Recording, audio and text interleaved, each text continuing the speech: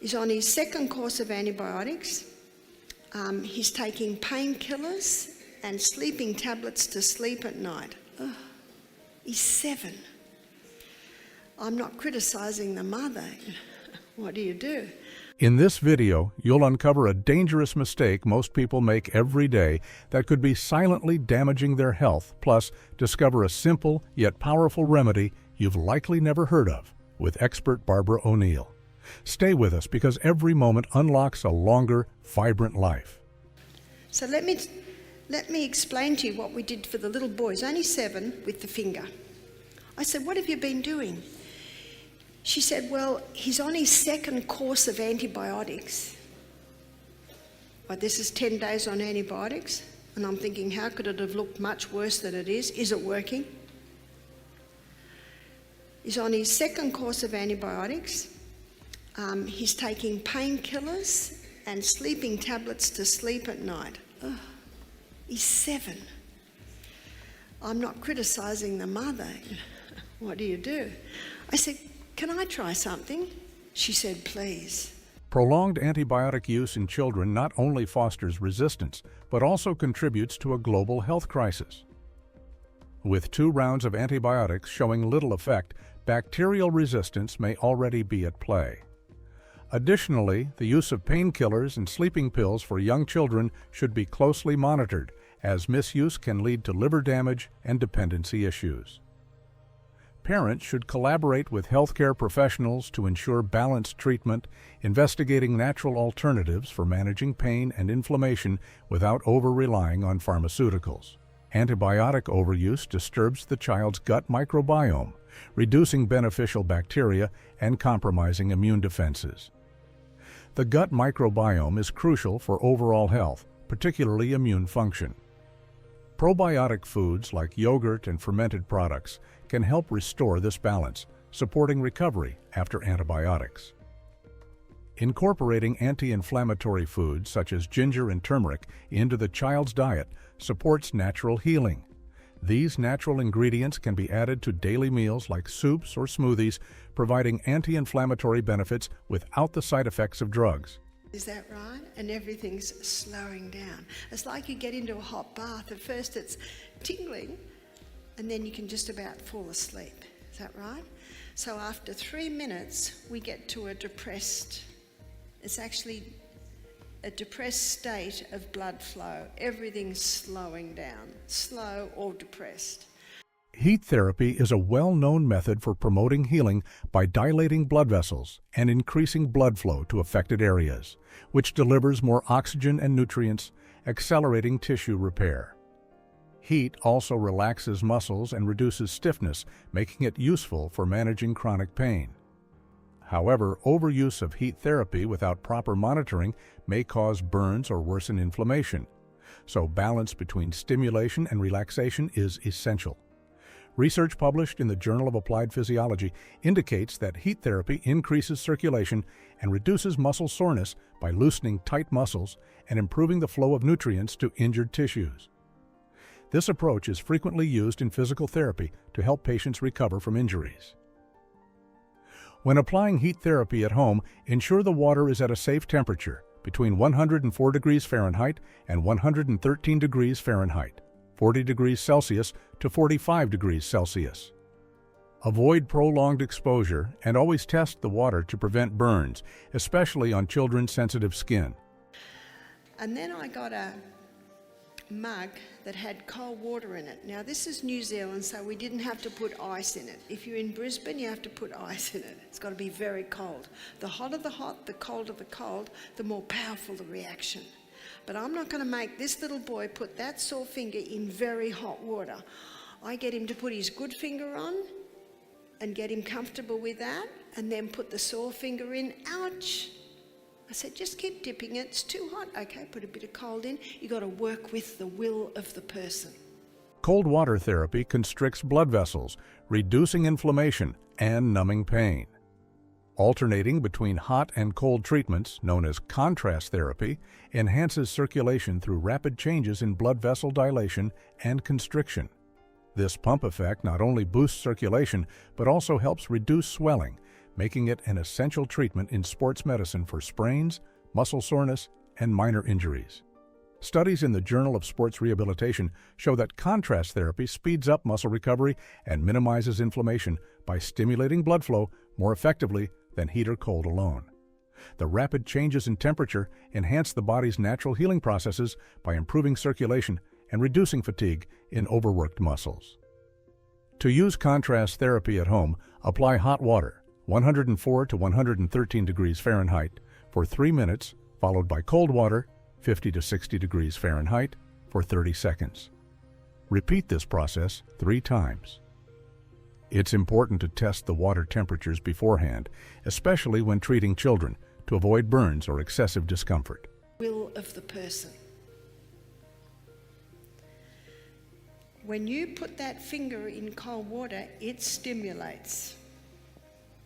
In fact, it's not unusual at Misty Mountain Health Retreat to hear screaming when people dive into the cold creek.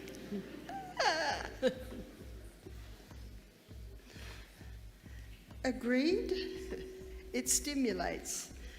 It takes 30 seconds once you're in the cold before we get to a depressed state of the blood. Everything starts to slow. So either called depressed or slow. It's a slowing down. So what I do is I put the finger in the hot for 3 minutes, and then I put it in the ice cold for 30 seconds. And while it's in the ice cold, I put a little bit of boiling water into the hot to bring it up to the hot. Cold water therapy activates the body's fight or flight response, triggering the release of adrenaline, which increases alertness and promotes an anti-inflammatory response. By rapidly cooling the tissue, blood flow slows down, reducing swelling and controlling inflammation. This therapy is especially useful for managing acute injuries like sprains and muscle strains when used in short bursts. Research published in the International Journal of Hyperthermia demonstrates that cold therapy reduces metabolic activity in injured tissues, which slows the inflammatory process and reduces the risk of further tissue damage. This makes it an effective strategy for managing acute inflammation in the early stages of injury. Cold therapy should be applied in brief intervals, typically lasting 30 seconds to 1 minute, especially in children. Prolonged exposure can lead to tissue damage, so it's important to monitor the child's response closely and discontinue if there are any signs of discomfort or excessive cold sensitivity. He's watching me, so I say, put your good finger in. Are you happy with that? Yes. Because I know once his finger's been in the cold, it'll handle more hot, numbs it a little bit. And then we keep it in the hot for how long? 3 minutes. And then before it's got a chance to slow down, we plunge it back into the cold. And then before it's got a chance to slow down, we plunge it back into the hot. Can you see what we're doing? And you usually do that 3 times. So how long did that take? That takes 10, 11 minutes. By the end of the second hot, a big smile came to the little boy's face. What's happening? He's getting relief. As treatment progresses, gradually increasing the heat after each cold immersion allows the body to adapt to more intense temperatures. This adaptation not only helps to numb pain, but also conditions the body to handle greater heat exposure, enhancing the overall therapeutic effect. The boy's ability to tolerate higher temperatures after cold immersion illustrates how quickly the body can adjust to alternating therapies, leading to faster pain relief and recovery. Research from the European Journal of Pain highlights that alternating between hot and cold water in therapy helps increase the body's pain threshold. By regularly varying temperatures, the body becomes more resilient to pain, making this technique highly effective for chronic pain management and improving functional mobility. When using this method at home, always ensure the child is comfortable with the temperature before increasing it. Gradually raise the temperature if they show no signs of discomfort. Avoid extreme temperature changes, as they could lead to burns or distress, particularly in children who are more sensitive to temperature changes. In fact, by the end of the 12 minutes, and he's got 50% reduction in his pain levels. Now that's quicker than Panadol, is that right? And we're not hurting his kidneys or his stomach or his liver. He's looking at me smiling and he's looking at his mother. And then I wrapped the finger in a grated potato poultice. Potato reduces inflammation. Potato draws waste out. Every home has a potato wrap. So I made a little, like a package. You can watch my poultice lecture to see how to do that on YouTube. And then I'll put a bit of plastic over it and bandage it up and ask God to bless that finger, bless that poultice. Do you know, the rest of the morning while I'm talking to his mother, he's just smiling at me. Potato poultices have long been used in folk medicine to reduce swelling, inflammation, and even draw out toxins from minor infections. Potatoes contain enzymes and anti-inflammatory compounds, like catecholase, which help reduce swelling and soothe irritated skin. Additionally, the starch in potatoes helps to calm inflamed or broken skin, aiding in wound healing. In this case, the boy's finger benefited from the potato's natural properties, which helped alleviate inflammation and speed recovery. Although formal scientific research on the use of potato poultices is limited, there is evidence that raw potatoes contain antioxidants such as vitamin C and phenolic compounds that help neutralize free radicals. These properties explain the traditional use of potatoes in reducing swelling, soothing burns, and drawing out minor infections. While more clinical studies are needed, the historical use of potatoes in folk remedies supports their efficacy. To make a potato poultice, grate a raw potato and place the shreds directly onto the affected area. Wrap it with a clean cloth or bandage and leave it on for several hours or overnight. This simple and inexpensive home remedy can be used for minor infections, burns, or sprains. Always clean the area before and after applying the poultice to ensure hygiene and prevent further infection. Because he had so much relief. When they went home, he said to his mother, "Can we do that again?" Why did he say that? Because he'd experienced the relief. So I saw them at 10. We did it at 10 in the morning. They did it again at 2. They did it again, I think, just before he went to bed. And in the morning, when they took it off and took the poultice off, all the waste came out. The finger was back to normal. No need for any more painkillers. No need for any more sleeping tablets. And the mother said, "What will I do about the antibiotics?" I said, "I'll leave that up to you. I have no authority over what you do with that. All I can do is to tell you what I would do, and I don't usually have to tell people what I would do."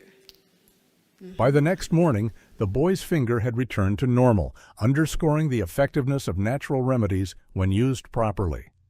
This case demonstrates how alternative therapies can sometimes reduce the need for pharmaceuticals like painkillers or antibiotics. However, it's crucial to maintain a balance between natural treatments and professional medical care, especially in children. Parents should always seek the guidance of healthcare professionals when deciding whether to continue or discontinue antibiotic treatments, as untreated infections can lead to serious complications. There is increasing evidence supporting the effectiveness of natural remedies in treating pain and inflammation, especially when used alongside conventional medicine. A study published in Complementary Therapies in Medicine suggests that remedies like potato poultices, while promising, require further research to be fully integrated into mainstream treatment protocols. It's essential to view natural remedies as complementary rather than a substitute for professional medical advice.